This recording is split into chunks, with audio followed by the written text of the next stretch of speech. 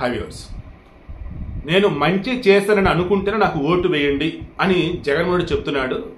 ఎన్ని గట్స్ ఉండాలి, అది మా జగన్ అని చెప్పేసి అంటున్నారు. కానీ అరే అమాయకుల్లారా, అతను అలాగే చెప్తున్నాడు, మీరు నమ్ముతారా? చేసిన మంచి అంటే ఎత్తుకోరా? పోలవరం కంప్లీట్ అయిందా? రివర్స్ టెండరింగ్ వద్దు వద్దు వద్దు వద్దు అన్న సరే వెళ్ళాడు. నేను కంప్లీట్ చేస్తా అన్నట్టు. ఏమైంది? ఎప్పుడు కంప్లీట్ అయ్యిందో తెలియదు అసలు. ప్రత్యేక హోదా తీసుకొస్తా, కేంద్రం మెడలు ఉంచుతా, నన్ను గెలిపించండి, 25 ఎంపీలు ఉన్నాడు, 30 ఎంపీలే ఉన్నారు వాళ్ళ దగ్గర, 25 మంది ఎంపీలు, 30 ఎంపీలు. ఏమైంది? ఏది ప్రత్యేక హోదా? కనీసం ఎన్నికలకు ముందు ఆయన చెప్పింది ఏంటంటే, అంతమంది ఎంపీలు మాకు ఇస్తే, కేంద్రం ఇవ్వకపోతే మొత్తం మూకుమ్మడి రాజీనామాలు చేస్తాం, యావత్తు దేశం దృష్టి మా మీద పడేలా చేస్తాం, ప్రత్యేక హోదా సాధిస్తున్నాం. ఒక్కరు కూడా రాజీనామా చేయాలి. అవునా కదా? మీరు చెక్ చేసుకోండి. జాబ్ క్యాలెండర్ ఒక్కటైనా జాబ్ క్యాలెండర్ ఇచ్చారా? లేదు. మెగా డిఎస్సి అన్నారు. మెగా డిఎస్సి ఇచ్చారా? దగా డిఎస్సి. అది కూడా సరే కొన్ని పోస్టులు అసలు లేవు. అది కూడా హడావుడిగా, అది జరిగిందో లేదో తెలియదు. మొన్న గ్రూప్ 1కి సంబంధించి 2018 నోటిఫికేషన్, 2019లో వచ్చేసి ప్రిలిమ్స్ పెట్టారు, తర్వాత 20లో వచ్చేసి మెయిన్స్ పెట్టున్నారు.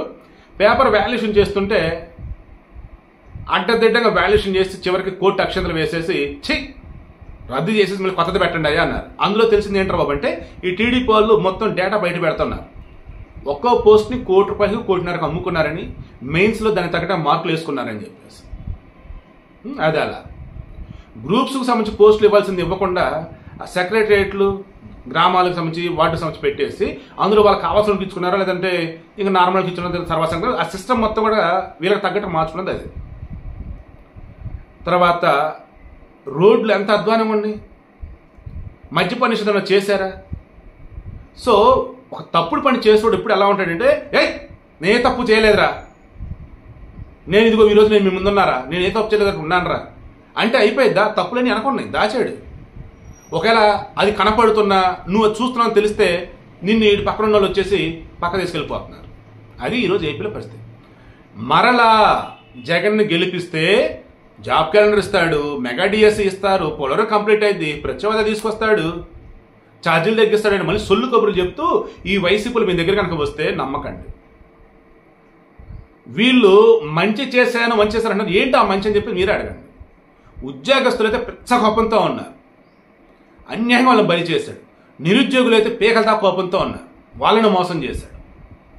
అనకూడదు కానీ ప్రభుత్వం తరఫున పనులు చేస్తే వాళ్ళు బిల్లులు పెండింగ్ ఉంటే అది అడుగుతూ ఉంటే వాళ్ళకు కూడా ఇచ్చింది లేదు. మళ్ళీ అందులో కమిషన్లు లేదన్నప్పుడు వాళ్ళ కులపలు అయితే కూడా ఇలా రకరకాలుగా. సో వీడియో మెయిన్ ఇంట్రెస్ట్ మీకు అర్థమైంది కదా.